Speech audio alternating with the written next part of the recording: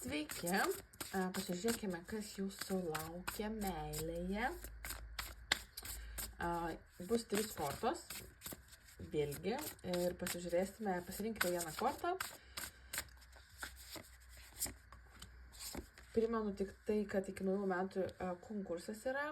Sausio 1 dieną paskelbsiu vieną žmogų iš mano sekėjų sąrašo TikTok'e, kuris laimės metinę analizę. Tai jeigu manęs dar nesekate TikTok'e, tai būtinai tai padarykite, galite laimėti. O dabar išsirinkite vieną kortą, 1, 2 arba 3.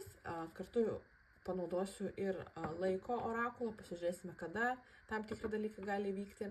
Tai dabar tie, kurie pasirinko pirmą kortą, ko tikėtis meilėje.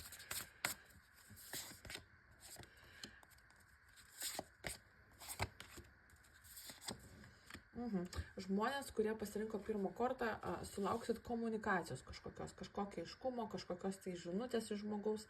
Tas žmogus ilgą laiką galvojo, parašyti, neparašyti, ką parašyti ir panašiai, žodžiu, ar paskambinti, nes krenta kaip monetų pažas. Tai rodo, kad tas žmogus tiesiog ilgai galvoja, kaip tai padaryti, pats lėčiausias pažas, žodžiu. Pasižiūrėkime, kada reikėtų tikėtis tos žinutės apskritai, tos komunikacijos. Žodžiu, dar užtruks. Kortos rodo, kad dar šiek tiek užtruks. Vyksta jau reikalai ir tai patvirtina šią kortą, kad tas žmogus jau galvoja, kaip prieiti prie jūsų, ką jums pasakyti, kokią tiesą jums pasakyti, ar apie savo jausmus, ar ką galvoja apie jūs, bet komunikacija tikrai bus.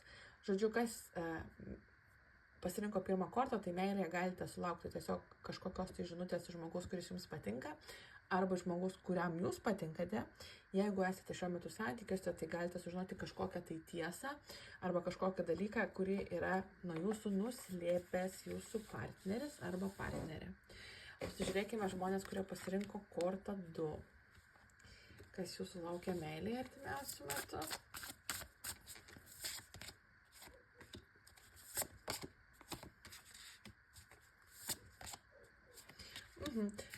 Mažai kas laukia, žodžiu, šiuo metu jūs galite išgyventi kai kurie net irgi ir skyrybas, bet konfliktų skyrybos gali būti ir panašus dalykai. Šituo metu jūs kažkaip labai nuspręsite atsitraukti nuo meilės reikalų. Gali būti, kad bandys grįžti jūsų gyvenimą buvęs partneris taip pat, kažką jums pasiūlyti, kažką duoti, ir tai jums sukels ne tiek laimės, bet kažkokio tai nepasitikėjimo savim, streso. Tai šitoje vietoje kortos rodo, kad bus toksai, ieškosite savyje balanso, paleisite senas traumas kažkokias ir panašius dalykus. Tai pasižiūrėkime, kada čia to tikėtis reikėtų.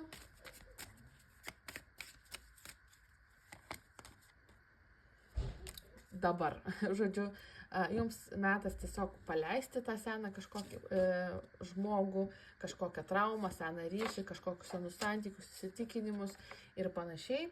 Ir tiesiog, kas pasirinko numeris 2, metas jums judėti iš esamos romantinės situacijos į kažką naujo, nebandyti gelbėti, nebandyti per daug konfliktuoti ir panašiai, tiesiog paleisti ir žiūrėti, kur tai nuneš savaime. Ir pasižiūrėkime, kas pasirinko kortą numeris 3. Gali būti meilės trikampis kažkam. Pasižiūrėkime.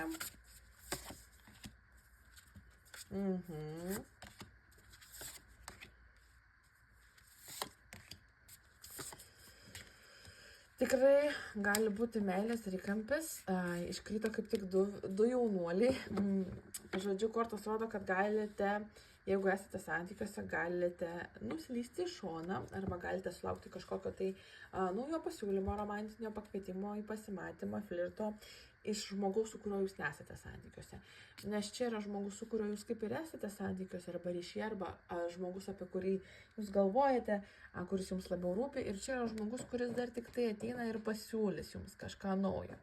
Tai gali būti, kad jums tada reikės rinktis, ką daryti, kuriuo keliu eiti, išeiti iš to meilės trikampio.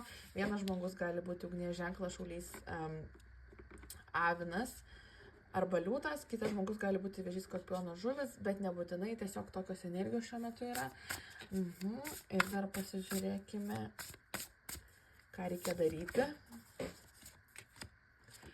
Žodžiu, kortos sako, kad žinote, ko norite, tai ir likite prie to, nereikėtų per daug įsivelti kažkokius tai meilės trikampius. Jeigu esate vieniši žmonės, tai galite netikėtai atsidurti situacijai, kur du žmonės nori su jumis bendrauti, du žmonės gali jūs pakviesti kažkur. Žodžiu, teks jums kažką rinktis, tai klausykite savo širdies. Aha, ir kada mums tikėtis tokios situacijos, kuriuo metu reikėtų tikėtis tos situacijos? Iki kitos vasaros šitas gali būti, kai kam gali būti ir balandžio mėnesį. Taip, tai žodžiu, labai įdomi korta, labai įdomi situacija, žodžiu, gali netgi galbūt kažkoks ilgalaikis romanas su tuo trečiu žmogumi. Tai jeigu pasirinkote kortą numeris 3, gali būti nuklydimas į šoną, kažkoks meilės trikampis, arba galite susitikinėti su 2 žmonėm 2 metų iki kitos vasaros. Tai būtų tiek, iki kitų būrimų.